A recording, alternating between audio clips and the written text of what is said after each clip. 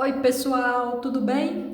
Estamos aqui com um tópico do nosso canal que muita gente ama, que é a análise sintática de frases bíblicas.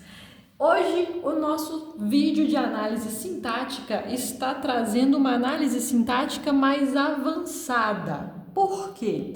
Porque na frase bíblica de hoje a gente vai analisar tanto período simples quanto o período composto. Esse vídeo ele é destinado para as pessoas que já têm uma certa noção de alguns termos sintáticos, que já têm alguma noção do que seja um sujeito, um predicado, um complemento e coisas assim do tipo. Então a gente vai fazer essa aula mais destinada para as pessoas que estão estudando, concurseiros e admiradores também da língua portuguesa. Então vamos ver uma revisão dessa análise sintática com uma frase bem inspiradora? Então vamos lá, pessoal. Meu nome é professora Fernanda Gomes e eu estou aqui para poder a gente compartilhar dicas e aprendermos juntos, tá legal? Então vamos lá para a nossa frase do dia. Salmo 23. O Senhor é meu pastor, nada me faltará. Olha só, pessoal, primeira coisa que a gente observa nessa frase linda, né, para a gente analisar, é que estamos mexendo aqui com duas orações. Eu tenho o meu primeiro verbo é e o meu segundo verbo faltará. Então, eu sei que aqui a gente tem um período composto. Como assim período composto? Esta primeira oração, o Senhor é meu pastor, eu vou colocar uma barra para dividir, e aqui eu tenho a minha segunda oração, nada me faltará. Acontece que cada oração tem que ter apenas um verbo, porque toda oração é a estrutura frasal que tem um verbo em sua composição. Como aqui eu tenho dois verbos, então eu tenho duas orações, correto? Por isso eu chamo isso aqui de período composto. A gente está notando que estas orações não estão ligadas por nenhum conectivo. Se eu tivesse algum conectivo, ele estaria aqui.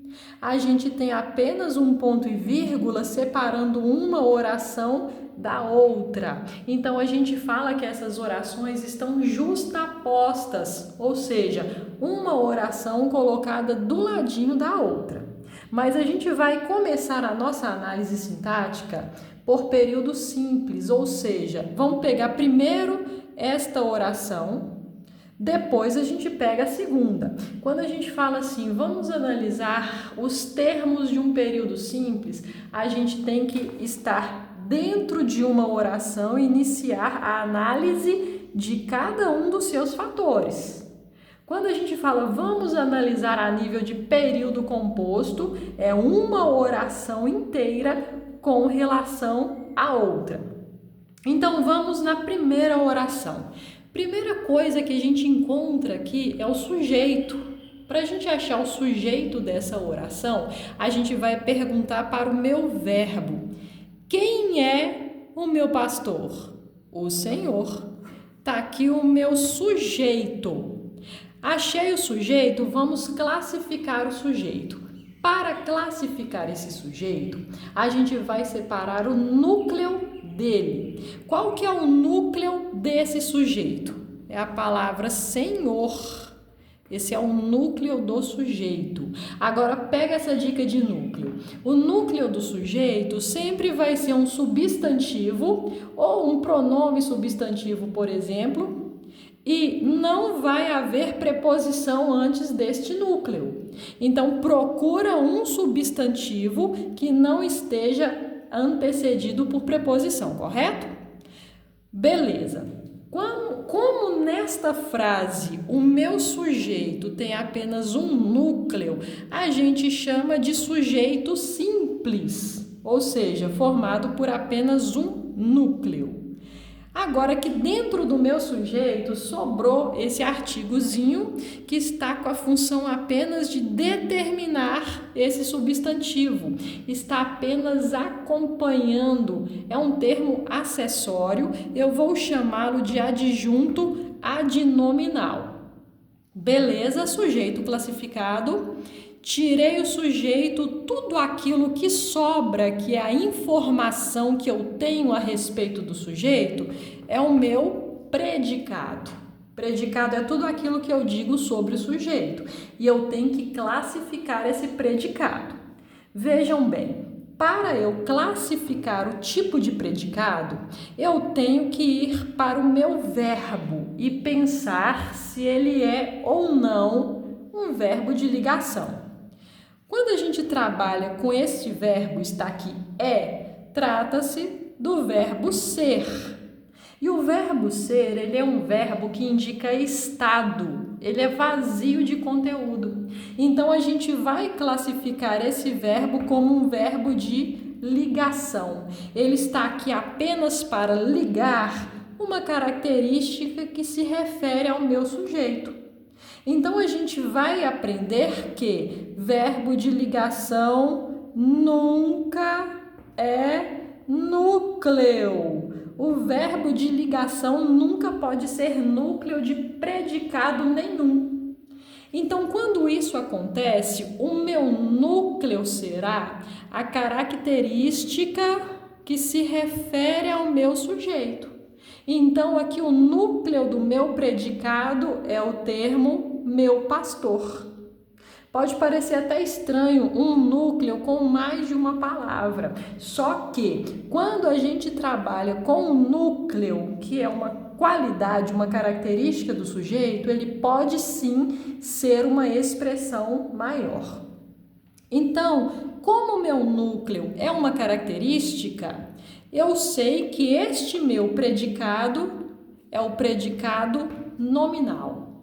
Beleza, classifiquei o meu predicado, agora vamos dar um nome a esse núcleo. Eu circulei meu pastor, que é o núcleo do predicado, e sempre que o núcleo for uma característica, uma qualidade que se refere ao sujeito, vamos chamar esse núcleo aqui de predicativo do sujeito. Este aqui é um predicativo do sujeito. Então, meninos, a minha análise sintática da oração inicial já está pronta. Agora a gente vai passar para a análise sintática da minha segunda oração, que é nada me faltará. Primeira coisa que a gente sempre faz, a gente vai procurar o sujeito do meu verbo. O meu verbo é faltará. Vamos perguntar para ele o que faltará. Para a gente achar o sujeito, a gente pergunta o que, quem. A gente vai ver quem está relacionado a esse verbo, praticando ou sofrendo a ação. Então, vamos lá. O que faltará? Nada. Nada faltará para mim. Então, se a gente colocar essa frase na ordem direta, a interpretação é essa. Nada faltará a mim. Peguei o meu sujeito. Ele só tem uma palavrinha, circulei essa palavra que é o nosso núcleo. É um sujeito de apenas um núcleo, então tenho novamente um sujeito simples. Beleza. Esse nada é um pronome indefinido. Na verdade, ele é um pronome indefinido com uma função substantiva na frase. Isso quer dizer que ele não acompanha ninguém, ele exerce uma função substantiva, por isso ele pode ser núcleo. Então, eu retirei o meu sujeito, eu tenho aqui o que sobrou, que é o meu predicado. Lembrando que o sujeito pode aparecer no meio ou no final da frase, não tem problema o lugar. Agora, a gente vai classificar o nosso predicado. Então, para classificar o predicado, vamos correr para o verbo. O verbo é faltará. Esse verbo faltará, ele não é verbo de ligação, igual o verbo ser. Porque o verbo de ligação é um verbo vazio de conteúdo, é um verbo que indica estado. Esse verbo aqui, ele tem um conteúdo significativo, então ele vai ser o meu núcleo. Circulei o meu verbo. Como este predicado tem como núcleo um verbo, nós vamos chamá-lo de predicado verbal. Beleza. Está classificado o meu predicado? Agora a gente vai classificar o verbo. Na primeira oração, o verbo já foi classificado, ele é de ligação. Só que aqui, como ele não é de ligação, eu vou classificá-lo quanto a complementos verbais. Será que esse verbo pede algum complemento? Veja bem, quando eu falo que nada faltará, eu vou perguntar, nada faltará a quem? Nada faltará para quem? Então, a gente tem esse pronomezinho que completa o verbo, nada faltará para mim. Então, esse verbo, ele transitou na frase para pegar um complemento para ele. Então, de cara, a gente já vai colocar que ele é um verbo transitivo. O verbo transitivo, ele pede um complemento, ele transita na frase para procurar algum complemento. E esse complemento aqui é o pronome me. Esse pronome me a gente interpreta para mim. Nada faltará para mim. Então, a gente tem uma preposição escondida nele.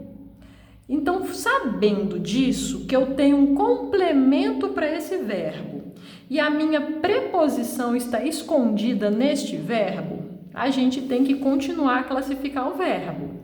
Ele é um verbo transitivo, por quê? Porque ele transitou para pegar um complemento, só que eu vou dizer que ele é um verbo transitivo indireto. Por quê? Porque teve uma preposição dentro do meu complemento. Beleza, agora só falta a gente classificar o meu complemento.